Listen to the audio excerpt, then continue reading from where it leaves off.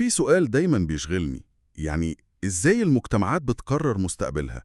مين اللي بيحدد إننا محتاجين كوبري هنا أو مستشفى هناك أو نغير نظام التعليم كله؟ هل هم يعني شوية خبراء أذكياء قاعدين في غرفة مقفولة بيرسموا كل حاجة، ولا المفروض إنها تبقى عملية فوضوية شوية كده بيشارك فيها كل الناس؟ السؤال ده هو بالظبط جوهر موضوعنا النهاردة. معانا مجموعة مصادر أغلبها من كتب ومراجع أكاديمية بتتكلم عن حاجة اسمها التخطيط الاجتماعي. المصطلح ممكن يبان تقيل، لكنه في الحقيقة هو إجابة على سؤالك، هو الآلية اللي بنحاول بيها نمسك زمام مستقبلنا بدل ما نسيبه للصدفة كده.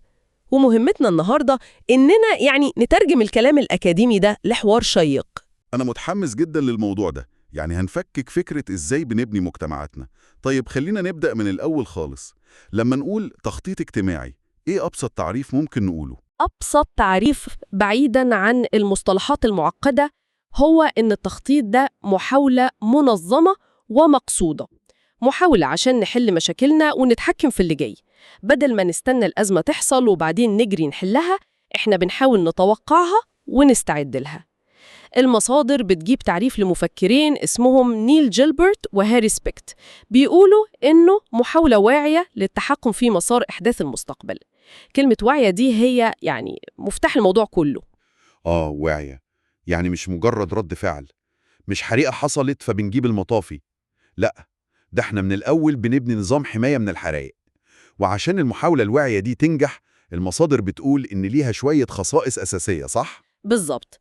أول وأهم حاجة إنها بتعتمد على الأسلوب العلمي، يعني قراراتنا مبنية على بيانات وتحليل، مش على آراء شخصية أو أهواء. تاني حاجة ودي مهمة جداً، إنها عملية مستمرة، مفيش حاجة اسمها خطة نهائية. كل خطة بنعملها بننفذها ونقيمها، والدروس اللي بنتعلمها بتبقى أساس للخطة اللي بعدها. زي تحديثات السوفت وير للموبايل كده، كل فترة بينزل تحديث بيصلح مشاكل قديمة وبيضيف مميزات جديدة. والنقطة الثالثة إنها لازم تكون واقعية، مش كده؟ يعني ما ينفعش أخطط أبني 1,000,000 وحدة سكنية وأنا ما عنديش ميزانية غير ل1000 وحدة بس. تماماً، الواقعية أساسية، وده بيوصلنا لنقطة حلوة قوي في المصادر، وهي فكرة الموازنة. أي خطة ناجحة لازم توازن بين 3 حاجات: الأهداف اللي نفسنا نوصل لها، والإمكانيات المتاحة، فلوس، بشر، وقت، والأطار الزمني. لو أي ضلع من المثلث ده مش مظبوط، الخطة كلها بتقع. بالظبط، زي ما تكون بتخطط لرحلة، هدفك توصل أسوان، ده الهدف. معك عربية وميزانية معينة، دي الإمكانيات. وعندك أجازة أسبوع، ده الإطار الزمني. لو حاولت توصل في يوم واحد بعربية قديمة وميزانية قليلة، الرحلة هتبوظ. هو ده اللي بيدي للتخطيط أهميته. لما بيتعمل صح بيوفر موارد ضخمة وبينظم الجهود وبيخلينا نحقق أهداف كبيرة. بس لازم نأكد على نقطة مهمة جداً المصادر بتشير ليها: التخطيط مجرد وسيلة، مش غاية في حد ذاتها. الهدف مش إننا نعمل خطة شكلها حلو على الورق، الهدف هو تحسين حياة الناس. أوكي، يبقى كده فهمنا يعني إيه تخطيط وإيه أهميته. بس هنا بقى الموضوع بيبدأ يبقى معقد ومثير أكتر. المصادر بتوضح إن مفيش طريقة واحدة صح للتخطيط. الموضوع طلع فيه فلسفات ومدارس مختلفة تماماً. بالظبط، وهنا بنشوف أول انقسام كبير. في مدخل اسمه المدخل الراديكالي أو الجذري. أصحاب المدخل ده مش بيؤمنوا بالترقيع أو بالإصلاحات الصغيرة. رؤيتهم إن المجتمع فيه مشاكل هيكلية عميقة، والحل الوحيد هو تغيير النظام كله من جذوره. يعني لو أساس البيت بايظ مش هندهن الشبطان، لازم نهده ونبنيه من الأول. وده غالباً بيكون مرتبط بالأيديولوجيات الثورية والاشتراكية اللي بتشوف إن إعادة توزيع الثروة والسلطة بشكل كامل هو الحل. صحيح، وعلى النقيض تماماً في المدخل الليبرالي اللي بيركز على حرية الفرد وبيقبل بالحلول التدريجية والجزئية. وفي كمان المدخل التقليدي اللي كل همه هو الحفاظ على استقرار المجتمع. يعني واحد عايز يهدم ويبني، والتاني عايز يصلح بالراحة، والتالت بيقول يا جماعة سيبوا كل حاجة زي ما هي. الصراع الفلسفي ده بيترجم نفسه على أرض الواقع في طريقتين مختلفتين تماماً، وهنا أنا شايف إن ده لب الموضوع كله. الفرق بين الطريقتين دول عامل زي الفرق بين مهندس معماري عبقري بيقعد في مكتبه المكيف ويرسم كل تفصيلة في عمارة لوحده لأنه هو الخبير، وبين مهندس تاني بينزل يقعد مع السكان ويسألهم محتاجين إيه؟ التشبيه ده ممتاز، وهو بيوصف بالظبط الاتجاهين الرئيسيين. الاتجاه الأول اللي هو المهندس الخبير، المصادر بتسميه المؤسسي التحليلي. ده بيشوف التخطيط كعملية فنية وعلمية بحتة، بيعتمد على الخبراء اللي عندهم البيانات والقدرة على التحليل. والتخطيط هنا بيكون مركزي وشامل على مستوى الدولة كلها. مفكر زي شارل بيتلهام كان من أكبر المدافعين عن الفكرة دي. يعني ده أسلوب من فوق لتحت، الدولة والخبراء بيقرروا والناس بتنفذ، وده ممكن يكون فعال جدا في تحقيق أهداف كبيرة، بس مشكلته إنه ممكن يكون منفصل تماما عن احتياجات الناس الحقيقية. ممكن نبني كوبري محدش بيستخدمه في الآخر. وهنا يجي دور الاتجاه التاني اللي هو المهندس اللي بيقعد مع السكان. المصادر بتسميه الاتجاه التفاعلي العلاجي. ده بيركز بشكل كامل على الجانب السياسي والاجتماعي. بيشوف إن التخطيط لازم يكون عملية تفاعلية بتعتمد على المشاركة الواسعة من المواطنين.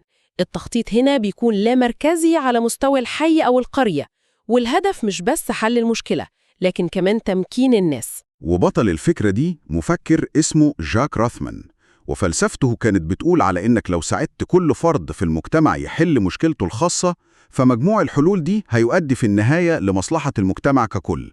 ده بقى أسلوب من تحت لفوق. بالظبط. ميزته إنه بيضمن إن الحلول تكون مناسبة لاحتياجات الناس فعلاً، وبيخلق عندهم إحساس بالملكية للمشروعات. لكن من عيوبه إنه ممكن يكون بطيء جداً وفوضوي، وممكن يغفل عن الصورة الكبيرة.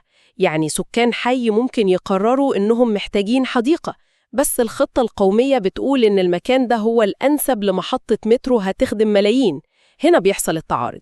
والصراع ده بين الخبراء والمواطنين، بين الخطة الشاملة والاحتياجات المحلية، بيظهر بشكل واضح في نماذج التخطيط المختلفة.